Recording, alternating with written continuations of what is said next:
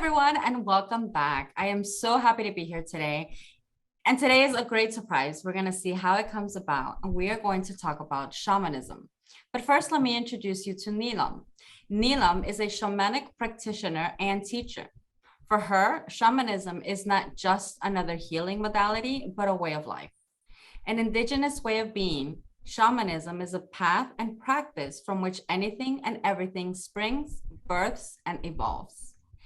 Neelum is also a highly evolved facilitator in the areas of shadow work, transgeneration wounds, or commonly known as ancestral healing work, inner child work as well. She also teaches about dream work, just like it was practiced in the indigenous shamanic societies. Evolving into being a voice for the divine feminine and the empowered woman, Neelum is an international teacher, guide, and shamanic counselor whose voice represents the voice of the collective you. She has risen from her own pain, abuse, and strife to remember, reclaim, and rediscover her true potential and power as a woman. Dedicated to sharing her knowledge and compassionate heart with others, Neelum blends intuitive wisdom with solid understanding, creating a powerful holistic approach, specializing in the areas of spiritual and emotional change in a light, simple, and effortless way. She's currently teaching the following items, such as shamanic work, womb work, shadow and inner child work, the womb medicine wheel, and ancestral and dream work. She is also a retreat facilitator, sea healing pilgrimage to sacred sites just like Sedona. Neelum is the founder of Sacred Dance, a body of work which specifically is dedicated to the teachings of the divine feminine and the divine masculine.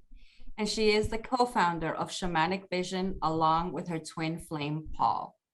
Neelum, thank you so much for being with us today. Thank you, Angie, for having me from across the world. It's a pleasure to be here. We've had some fun and issues along the way because for everybody to know, you are in India and I am in Texas, so central United States. And yet we get to come and share this moment, this time right now throughout, literal time and space with us here on a topic that I absolutely am fascinated by.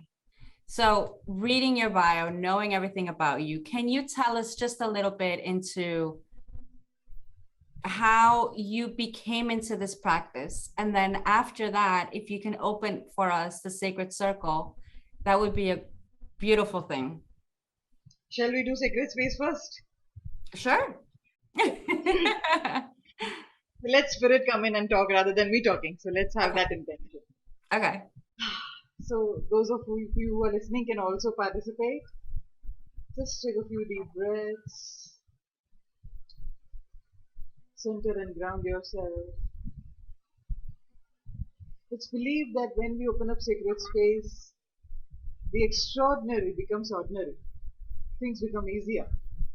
So let's invite our guides, our animal guides, all the directions will then come and hold space for us and speak through us for the message that needs to go out through both me and Angie. So here we go.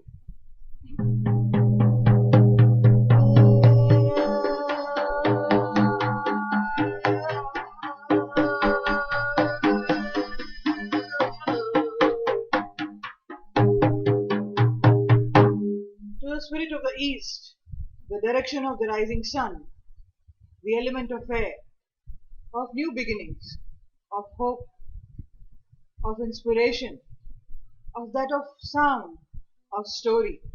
We welcome your blessings. We welcome your presence today in the sacred circle. Join us, dear one. Bring the clarity of your voice, of your story, of your sound, of your messages. We welcome you into the sacred circle today. Aho.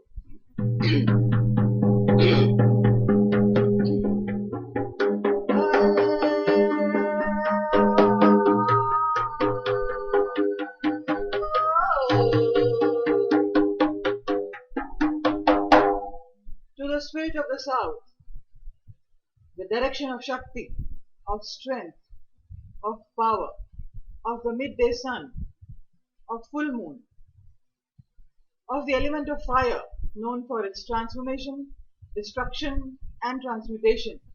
We welcome your power, we welcome your charisma, we welcome your strength, your Shakti into the sacred circle today. Join us, dear ones. Hold the energy of power and strength so that we may share from our heart the message that needs to be heard, that needs to be told, that needs to be witnessed. We welcome you into the sacred circle today. Aho.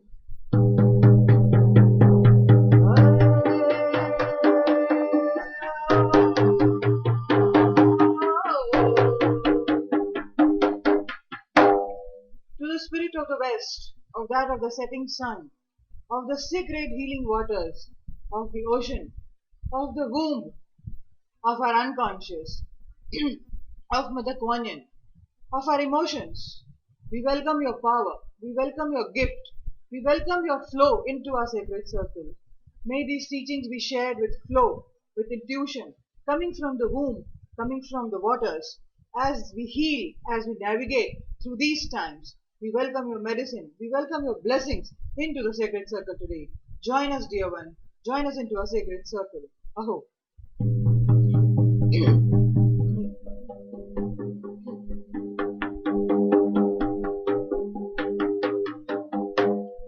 To the spirit of the north, of that of our ancestors, the old ones and the ancient ones who have walked this path before us, the tree people, the rock people, the mountain people, come, dear ones, sit behind us. Give us your wisdom, teach us your ways, speak through us as we share this work with the world today. We welcome you into the sacred circle. Aho.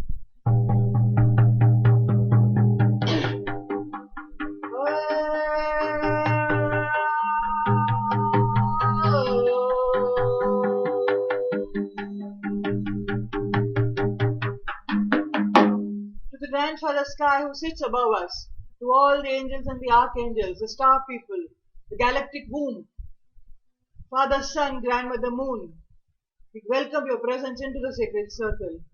Hold us, dear grandfather. Watch above us, protect us, and guide us. We welcome your medicine, we welcome your strength, we welcome your power into the sacred circle today. Aho.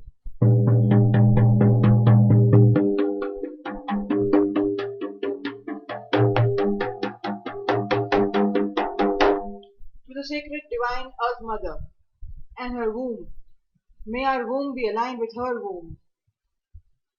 To you we are born and to you we shall return.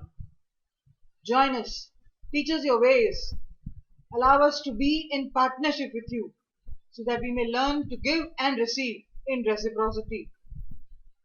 May the universe and may this entire world learn to be in rhythm, in harmony, in alignment, in reciprocity of give and take with you.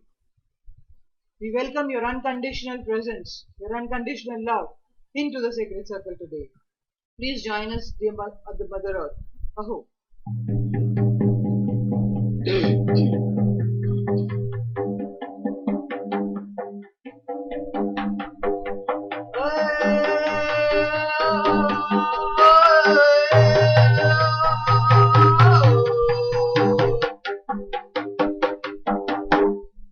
To the sacredness of the seventh direction, the center of the wheel. This center connects us to the other directions. This center connects us to all of life. In the web of life, we are all connected. To the sacredness of this seventh direction, the center of the wheel of the now, we welcome your presence into the sacred circle. May this conversation happen from the center of our own hearts. May we always learn to be in the center for the beauty and sacredness of all our relations. To all the two-legged, the four-legged, the creepy crawlies, the flying ones, to all our guides and power animals, to the spirit of technology that supports us in these times, the roof over our head which protects us, to the food that nourishes us, to our own mind, body and spirit, we welcome you into the sacred circle today. And let's take a moment to breathe all that in, to feel the roots beneath our feet, the sky above our head, Grandfather Sky and Mother Earth, the divine masculine and the divine feminine, becoming one in the sacred space of our hearts. And all guides and power animals encircling us, protecting us, watching over us. We are safe, we are supported, we are held. And so it is. Go ahead.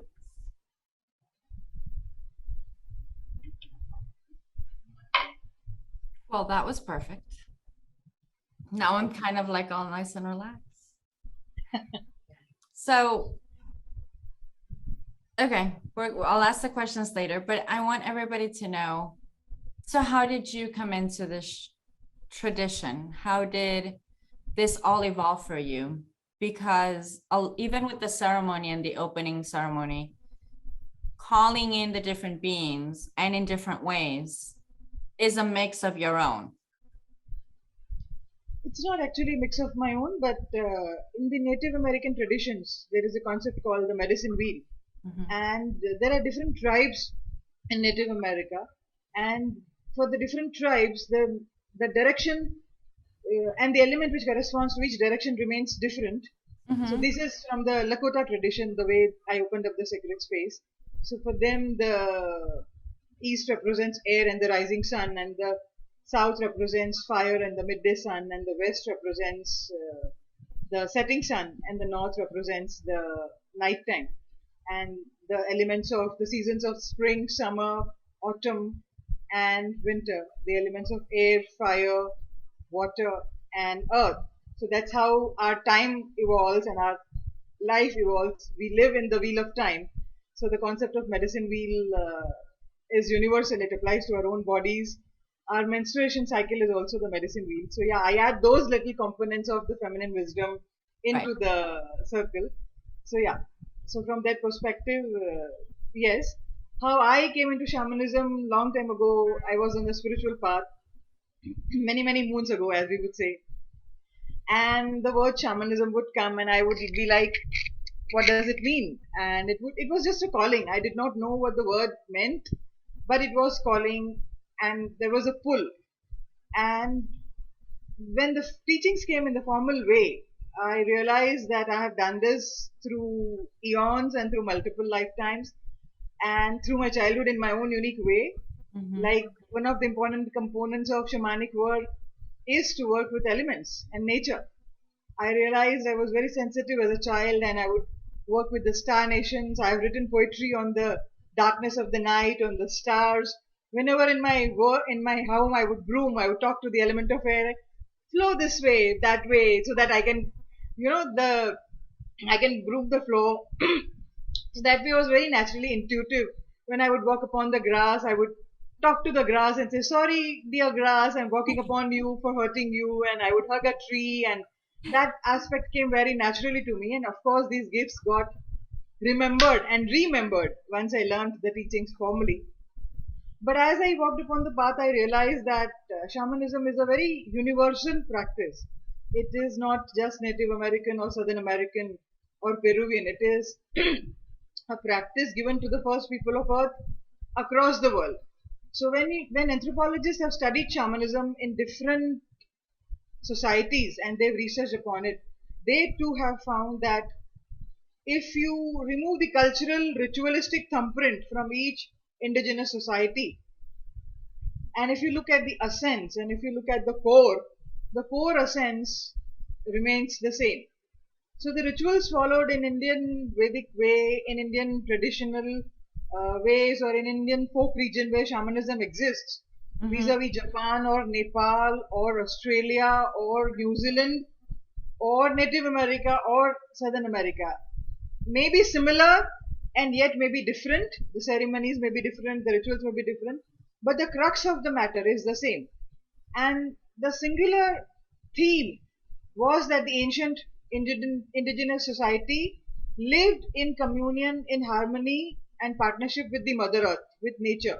Every society had their own way of working with nature, in alignment with nature, working with elements, living as per a circular way of life. And the ceremonies were different, but the crux of the way of life was the same. It was in partnership with Earth. It was not taking from the earth. It was not dominating and controlling the earth, but it was a life of partnership, which we have forgotten today. And that's why we call it remembering and remembering, because our ancient ancestors lived in a similar way. So yeah, these are universal teachings, and more than a healing method, they are a way of life. So it's not something that you sit for meditation for half an hour or do a Reiki practice. It's how you actually live your life. And that, of course, has healing methods embedded into the practice, which Right. makes our life more beautiful, more harmonious, and in alignment with our soul, with all of life. So that's what the practice basically is. No. And it's beautiful because I mean, a little bit of what you just touched on, when you and I first connected, and I completely told you, I go, this is a complete naive question. How are you in India practicing shamanism? And when you explained it to me, I was like, well, yeah, duh. Like, okay, like it makes total sense.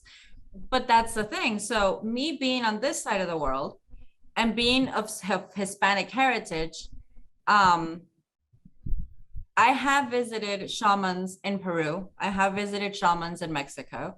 I have visited shamans here in Sedona and in other places.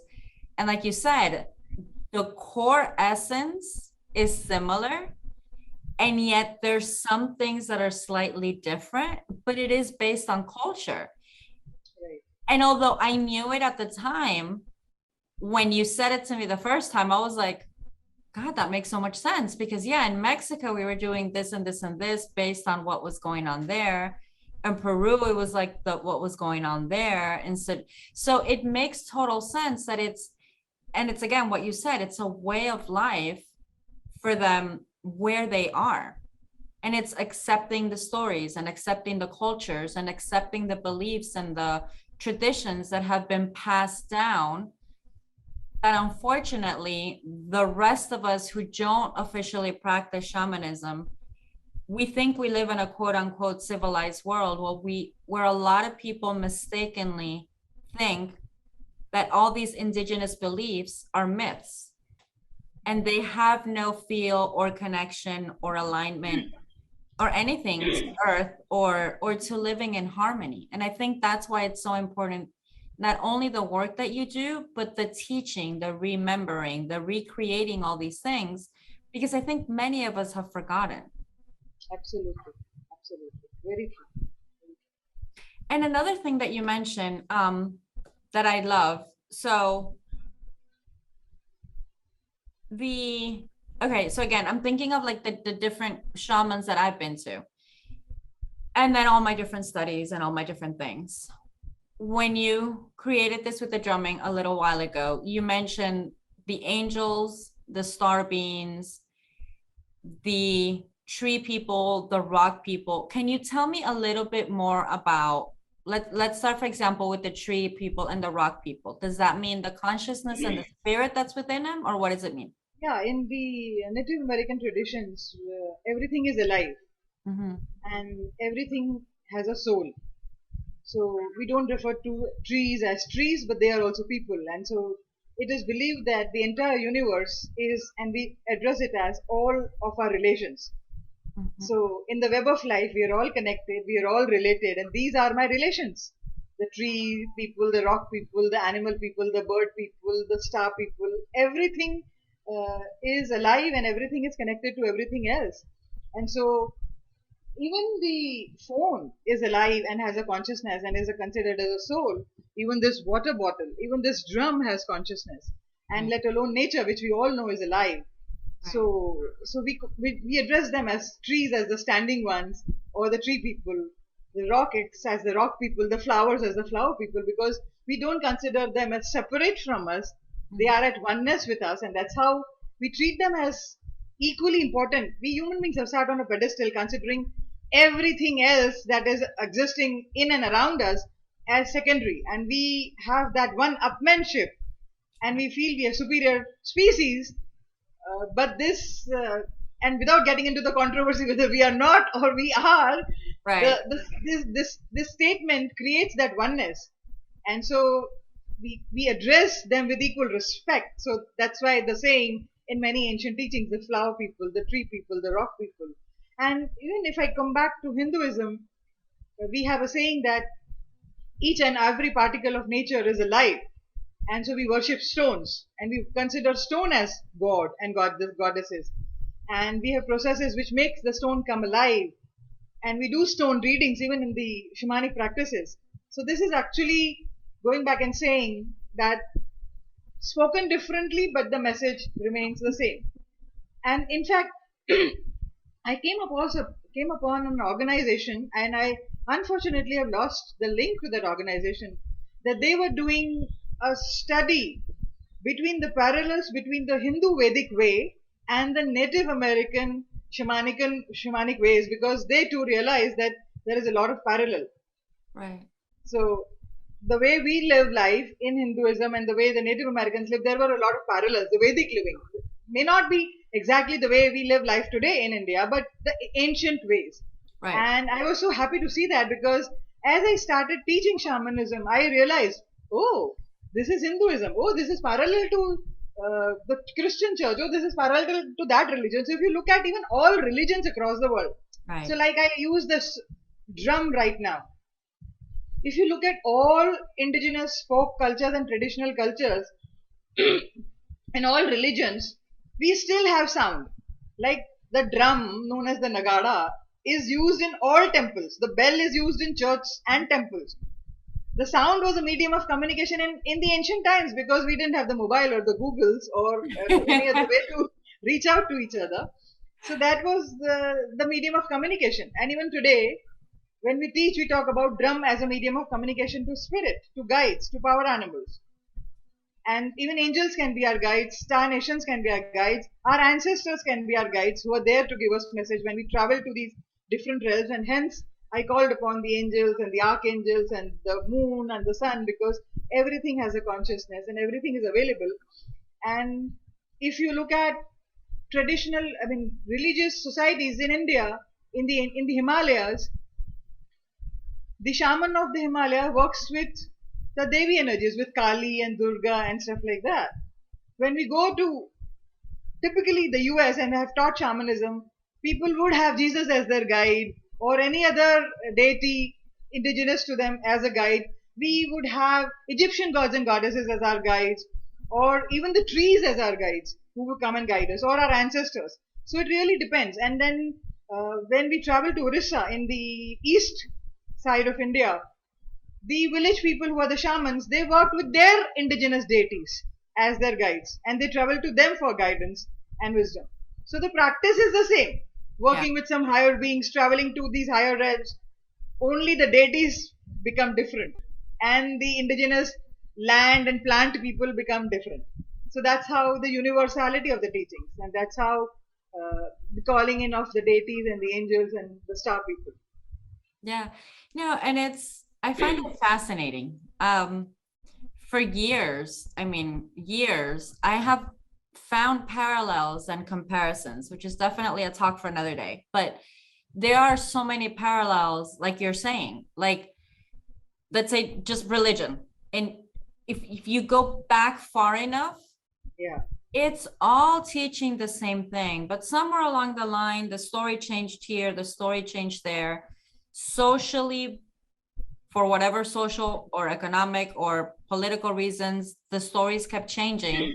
But if you're open enough to go, and that's what I understood, when you're open enough to go back and change the perception of what you were told and actually look at it from like a research point of view, it's exactly that.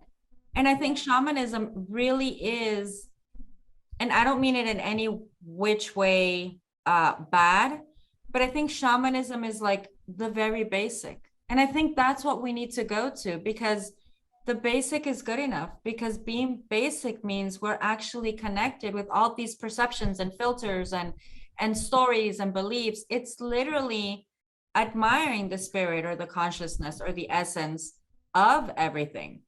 And like you said, it to a person that won't listen to the show, telling them that your phone has a spirit and is consciousness, they'll look at you like crazy. And I'm okay with that, because they're not watching this show.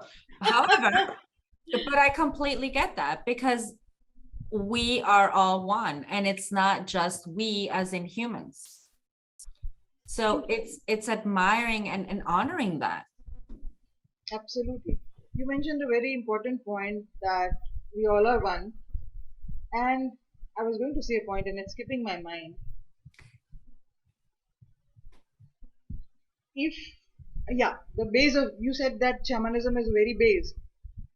It's true because it is the first practice that was given to the first people of the earth. Set of rules, set of regulations, set of ways to live life, set of ways to connect and travel to these higher realms, bring back learning, wisdom, and healing for the people of that tribe. Where should we harvest the crop? Where is the enemy? What strategy should we make? What we have certain ailments. How is this plant going to heal us? Today we have Google and we research, but it is by pure connection.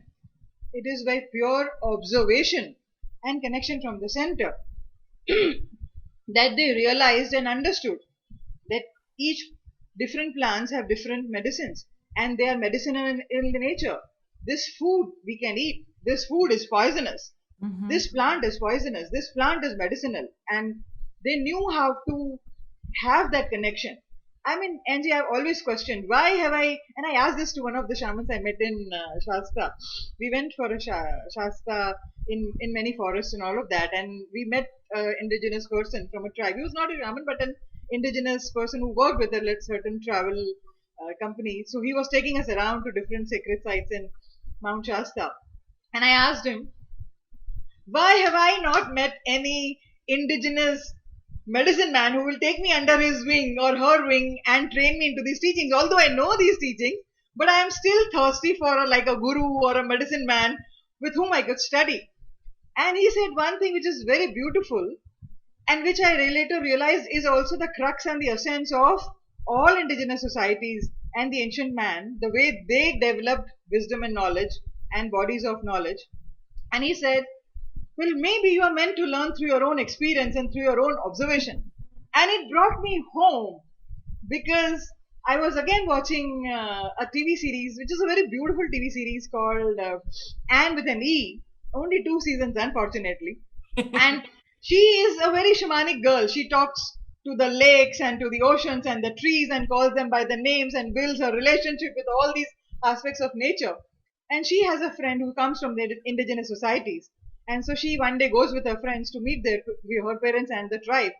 And she, being a curious girl, asks the mother of that girl, we learn through books. How do you learn? And the mother says, well, we learn through observation. We learn through connection with nature, with our partnership and reciprocity with nature. That's how nature teaches us and we learn. And it brought me like, wow, I am following that indigenous path unconsciously because I am a person who can't read books and I can't go through formal teachings, and that's how my own teachings have evolved, by learning, by observation, by connecting the dots. And so coming back to that question, that it's a base and shamanism is like the center of the wheel. We have this whole wheel and it is this whole center, and from this center all different spokes are connected. And what are these spokes? These are bodies of knowledge of astronomy, astrology, crystal therapy, Reiki, touch therapy, and modern physics and quantum physics. They have all evolved from this center. This being the base. This was the base because this was the first wisdom. The ancient man knew more science than we know today, to be very honest. And if you look at rock art and these ancient sites where we go in Sedona and all of that, petroglyphs. Yes, petroglyphs is the right name and the word for it. They have scribbled our DNA, which looks like the snake. They have scribbled the stars and the moons, because in the ancient times there was no language. There was only visions. There was only drawing. So they've scribbled all of that on their rocks. The way the houses were built, they were in alignment with the nature and the weather conditions. Today we just build fancy buildings with concrete and with other stuff. Yeah. But they knew all these nitty-gritties of science and art and modern physics, which is way far from the scientific knowledge which the ancient man once had. We are only remembering, as I said. So yeah, all the bodies of knowledge have evolved from shamanic way of living. So yeah, it is the first base. It is the essence. It is the root. And so when we are learning shamanism, we are going back to our roots. We are remembering ancient wisdom and we are reconnecting the dots. And this wisdom is more important now than than it has ever been, because we've forgotten the simplicity of life, of living from the heart. That's what these teachings bring to us. Yeah. No, I completely agree. And while you were talking, I don't know what I activated or was activated, but my chakras are like buzzing. Like I'm buzzing. Your body saying, yes, we know this. Yes, we know Right, this. right. It's like, woo, it's all excited, but I'm like, okay, it's itching. Okay. So I went to Sedona not long ago. I mean, I've gone several times, but I went, well, time's flying. So I went in November. And it's true, you see the rock drawings, you see all of these things. And it's not only that you see it. When you're connected to what's going on around you, you actually feel it. You feel the energy that's different there. You feel it alive. And it's because the community, the culture, the area, the land has kept it that way. If we could all feel that, I think so many more of us would want to feel that, because it's a connection to ourselves. And by practicing the connection to nature, to spirits, to anything and everything, and remembering we're all one, it's admiring parts of us. Absolutely. And sadly, many of us, and I'm going to include myself because I'm human, we have ups and downs. There are things that we don't see in ourselves, or we totally repress in ourselves, or we don't like in ourselves. So maybe it's a practice, like you said, of learning to live back from the heart, so that we can learn to accept ourselves, see the things in ourselves as well, stop judging the hell out of other people, and accept things as they are. And we really would all live healthier, so much less stress, so many less problems, because we're the ones creating the disbalance within us, within nature, within everything. Absolutely. You mentioned what is in you, it is in me. That is why the oneness, because we are all one in the web of life, very deeply connected. Right. So what I dislike in you, I am actually suppressing in myself. And that's very beautiful analogy that you built, which modern day Jung, in terms of the shadow work and psychology, talks about. So you see psychology also emerging from that basic essence of living and the way of life, because Jung actually says consciousness is not just love and light, it is all of it. And what I get triggered in you is actually a part in me that I am disowning, that is a part in me that I'm not accepting. And as we know in today's modern day spirituality and new age, the ultimate journey is that of self-acceptance. The ultimate journey is that of self-love. And that's the ultimate form of self-love. We living in coexistence, realizing that a part of you exists in me and a part of me exists in you. And that is so beautifully explained in psychological terms by Carl Jung, who in many ways was very shamanic. Because if you read his work, if you read his books, you will see so many shamanic aha. And they are just falling into my lap these days. I'm like, Carl was fucking shaman as well. I never thought about that. Okay. And when we teach dream work, as it was taught in as practice in indigenous shamanic societies, if you look and read Carl Jung's history and his books, it is like his connection to nature. He talks about the oneness of the soul, which the shamanic teachings are as well, and he talks about these oneness of all of nature and nature teaching us, and he talks about all of that in psychological terms. And majority of his psychological unfoldings have been given to him in his dreams. And as a shaman, we say that if we cannot dream and if we don't know how to understand and work with our dreams, we've lost a portion of our soul and we are not the shaman. So shaman is a person who is a dream maker and who dreams well. That's another part of the shamanic work which we talk about. And majority of the revelations of Carl Jung have come to him through his dreams, because one of the fundamental teachings of dream work is also that our soul speaks to us in our dreams. It gives us guidance. That's why I call dreams as the best oracle. So it gives us guidance. It gives us what our soul needs. What is my purpose? With a mind, maybe I am clouded. I am going towards a bigger car and a bigger salary package and a bigger home and I make that as my goal. I live from the egoic desires of the egoic mind. And so I'm disconnected from my heart and I'm disconnected from my purpose. And shamanic teachings bring us back to what is your soul journey all about? What are you here to serve and become? And so the dreams very beautifully, because the mind is not at play, whisper the wishes of the soul. And so when we are connected to our dreams, we are connected to our soul, we are connected to the entire web. And Carl Jung actually talks about that. So even so this kind of validates my point that modern day psychology also has origin in shamanic societies, and that's why shamanism is the base from where everything has evolved. Everything is, even if you look at Bakfla, now the ancient man connected with nature and plants and understood different medicine of each plants, and then they consumed that for their health. What is black flower and Ayurveda? It is nothing but tree medicine and plant medicine and flower medicine. So Bach, Dr. Edward Bach, connecting to flowers, observing flowers, experimenting and understanding, okay, this flower can be consumed and its essence can be consumed for healing fear, anger, depression. And the same way Ayurveda.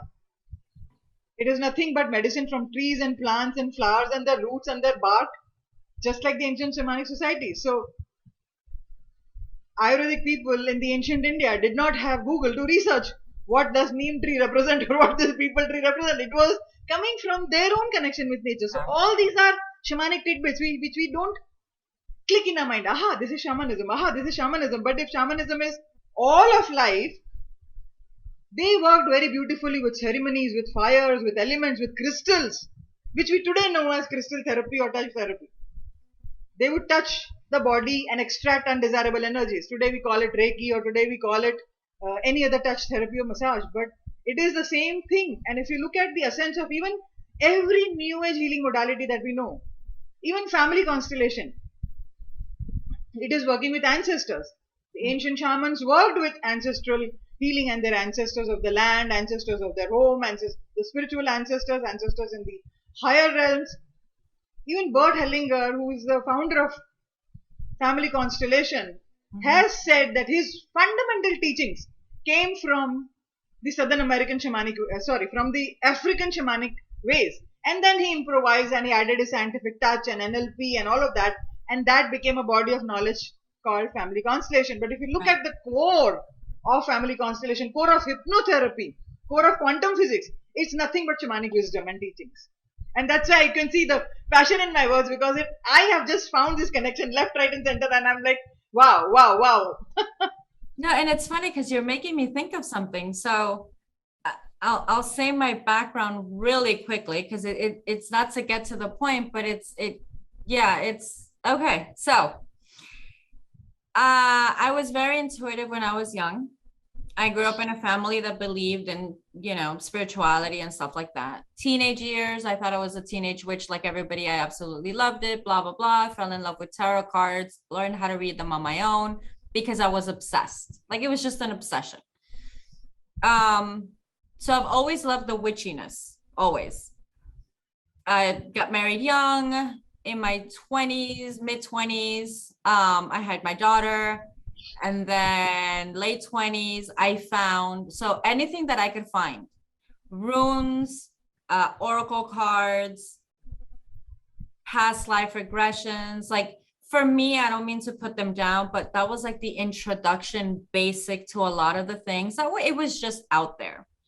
So in my late 20s, I actually found a school that was teaching. I have a complementary and alternative medicine practitioner thing. And the reason I enrolled was because all of these witchy subjects, according to me, they were going to teach. And I was like, oh my God, like this is perfect. I love it. So I signed in. It was a 3-year program, completely changed my life. And I always say that, and I still talk to the founder, completely changed my life. But for me, I went from being very right-brained, intuitive to very logical because I learned constellations, family constellations, because I learned a whole bunch of things, because I learned the science of it. So I became fascinated because now I had a way to quote unquote prove scientifically all the witchiness that I've always loved. So I actually then fell in love with the science part of it. and I disconnected myself from the Flow from the intuitive, intuitive, yeah, the natural way. which at the same time is the feminine energy. Absolutely. By this time, I was a single mom, breadwinner of the house, making men's meat, putting myself through school. During this time, I put myself through that school and through my advertising career. And I became very masculine, very logical, very scientific. And I will tell you, it took me a lot of years to get back to where I am today, which is balanced. A lot of years. But now, as you were speaking, and I've thought about it in a different way, but now again, it makes perfect sense. I've done a full circle. At the beginning, I was connected to angels. I am still reconnected to my angels and the angels, but I see them so differently and yet so simple. I never saw them like that before. Everything has gone back to the basics. It is connecting. I'm a Theta healer as well, Reiki master as well, like all the different things I've done, I've studied, and I'm certified in. But if you look at the core of all of them, which is just what you said, if you look at the core practice of all of them, nothing is really new that's being taught. True. All these different modalities, all these different ways, all these different certifications, it's just a human ego way of creating a signature package, calling it this, and saying, okay, this is the process and this is what it's called, and I'm trademarking it. And that's fine because I've done all of that. And I get that. And I teach courses and I do workshops and I get that part of it. But if you really look at the core, honestly, it's all the same thing. And it really does go back to shamanism, doesn't it? It really does. Absolutely. And that is why I'm passionate about shamanism, because when I embarked upon dream teachings, luckily I found the dream teachings which took me back to the shamanic path. Mhm. So the core teachings for us remain shamanism, and then evolved ancestral healing. And then it again brought me back to shamanism. And then another branch developed called dream teachings, and it again brought me back to shamanism. And it again brought me back to shamanism, as I rightly said, shadow work and inner child work again brought me back to that aspect. Right. When the feminine teachings came my way and the guidance was to teach that, it again went back to shamanic teachings, because the womb healing and the ancient priestesses and the ancient medicine women were shamans. So in the ancient times, the first shamans were women. The medicine women, the priestesses, the Isises of the world, these are shamans. Unfortunately, with the advent of colonization, when the white men entered all these indigenous societies, they did not have a way to interact with women as the elders of the tribe. So they said, who is the man of the tribe? And that's wherein women brought in the men of the tribe. And that's where, from a matrilineal society, we became a patriarchal society where men became then the shamans. But the ancient times, there is even a book called, Angie, which is called When Drummers Were Women. And it talks about the same aspect as to how women held these positions as elders and leaders, because women know how to build society, women know how to hold a tribe, women know how to hold a family. So feminine teachings are a very integral part of the shamanic way of being.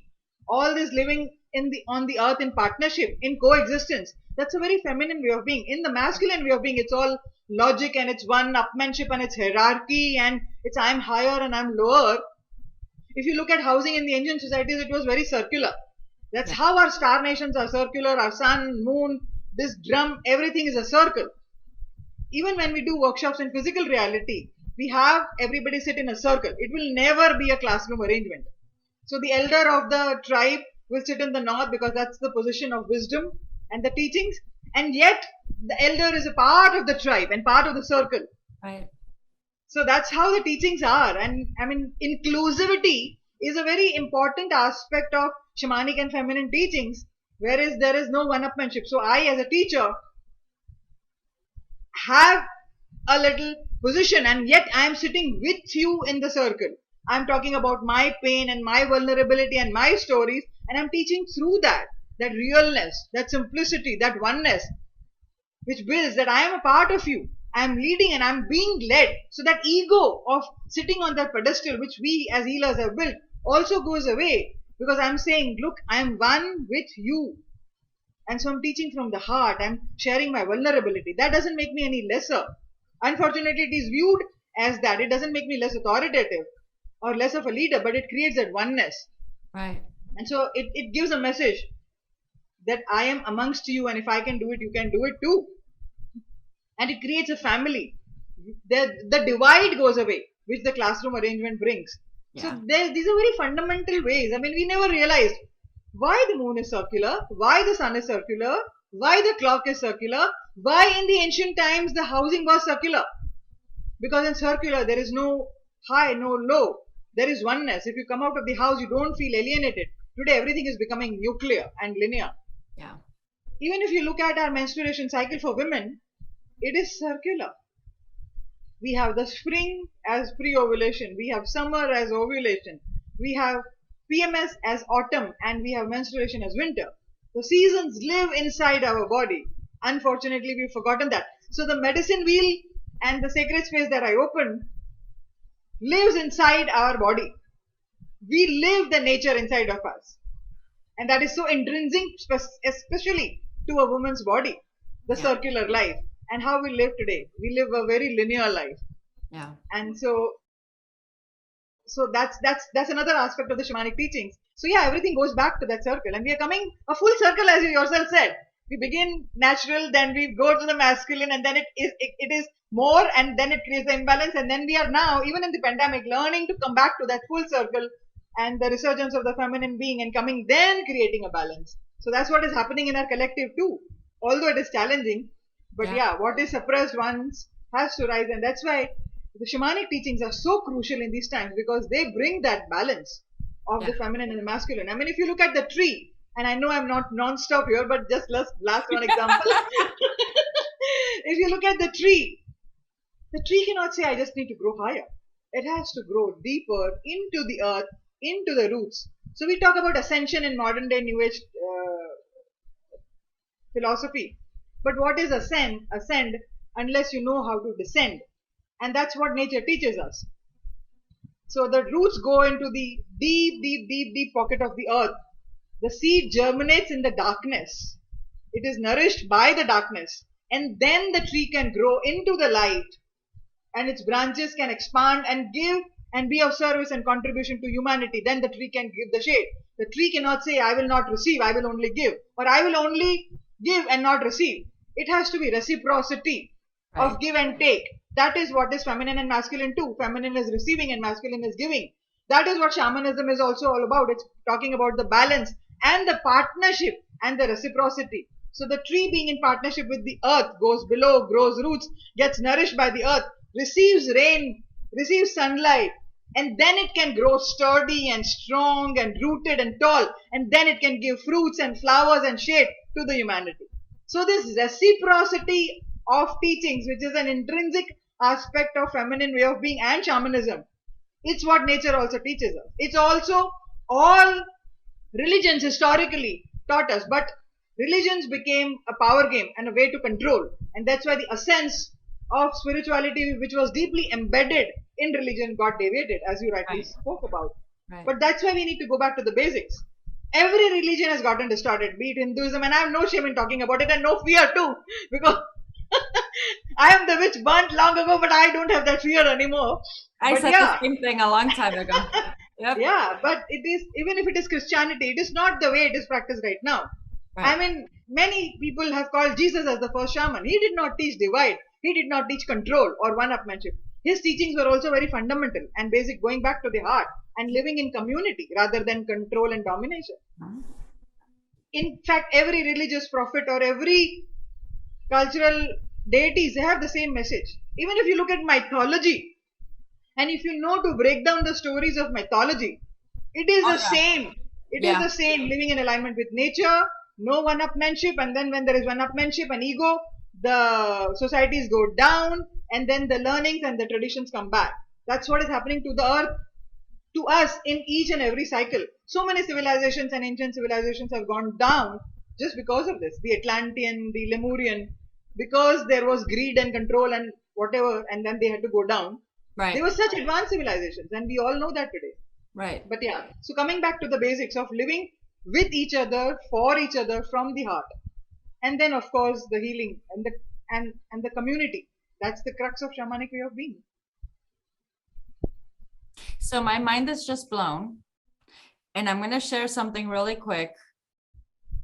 When you were talking about the tree and the roots and the ascension and descension, and I kind of went like, oh, you answered something from me yesterday that I saw yesterday, and I couldn't figure out why. So thank you. Well, I would love to know what you saw and couldn't figure. Well, the thing is, I was meditating this morning. I think it was this morning. Wow, it was this morning. My head's gone. So I was meditating this morning and I saw a tree. Okay, so I could see the tree. So I'm part graphic designer. So many of the things sometimes that I see, it's kind of like a logo. Like I just see it like a logo. So it's kind of like a tree, like a stylized tree. And then the roots are like all fancy this way, but just because it was fancy, not because of anything else. What caught my eye is that on this side of the tree, it had shimmering silver. Like when you drop paint on something and it just kind of shimmers, but it was sideways, like it was on the tree. And the tree was just nice and up and ruffled and all the leaves were beautiful. And I was like, okay, that's an interesting tree. And I had an idea of why, but I wasn't completely sure.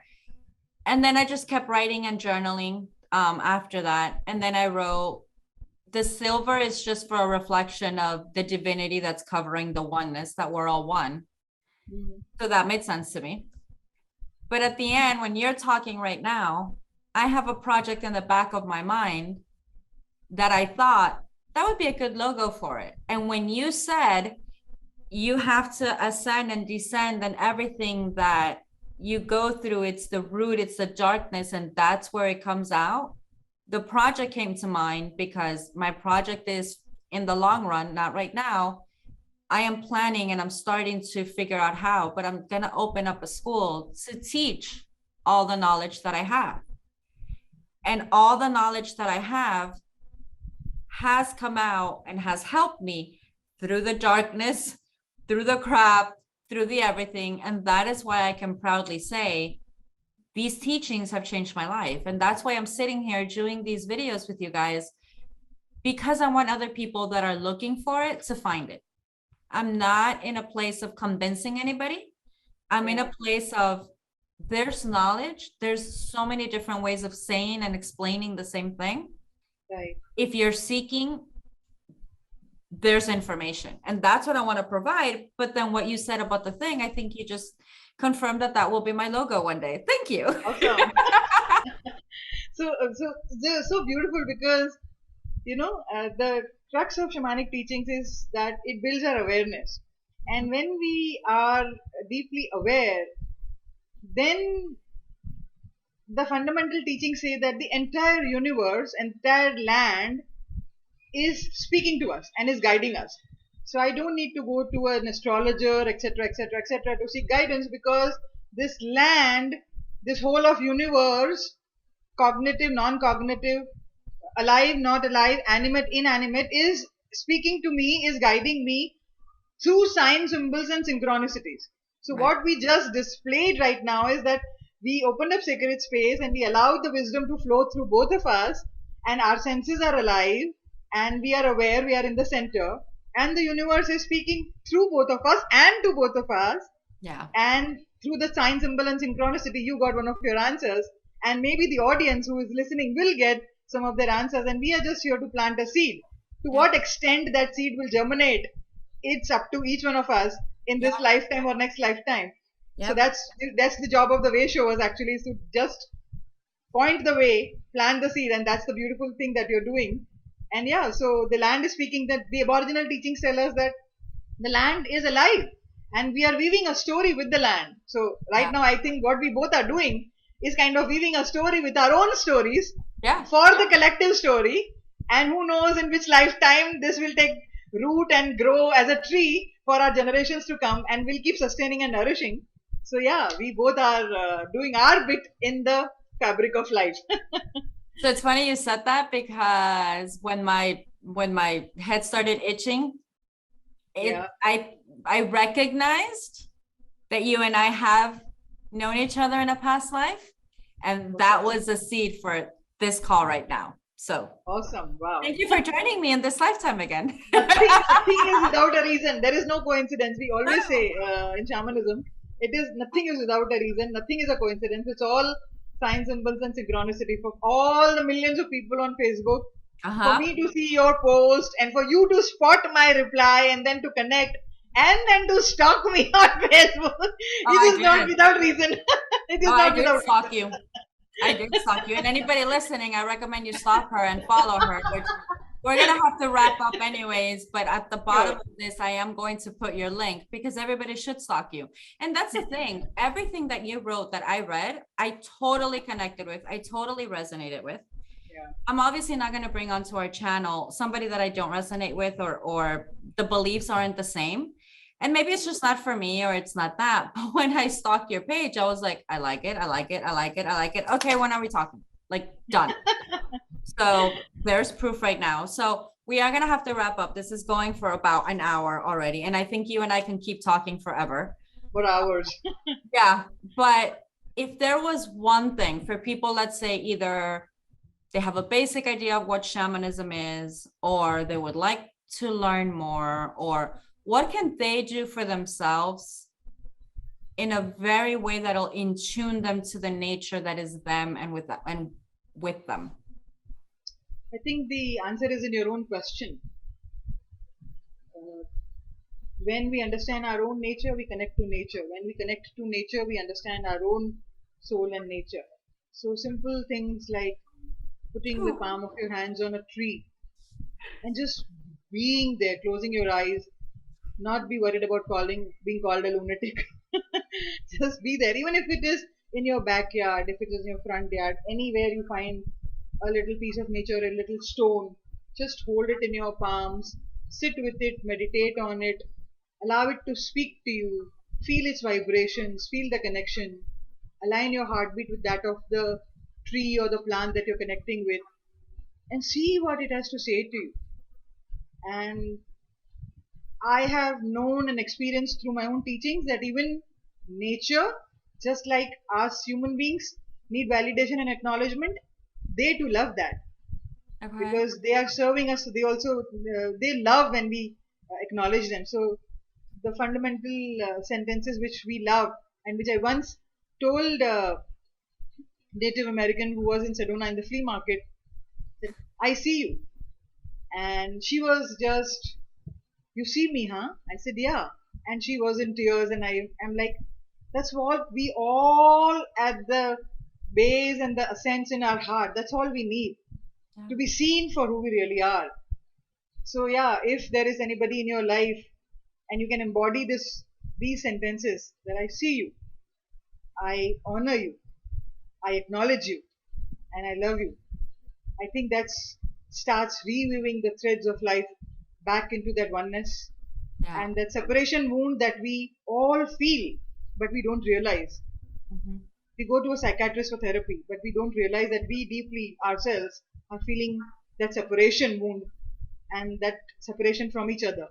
And if we can do something to create that oneness with each other by connecting to nature, by connecting with our own self, by sitting with our own self, reconnecting with our own authentic essence, Mhm. reconnecting with our with our soul, and understanding what our soul journey is all about and what we are here as souls to be, do, and serve. And we can live from that space of the heart, of the soul.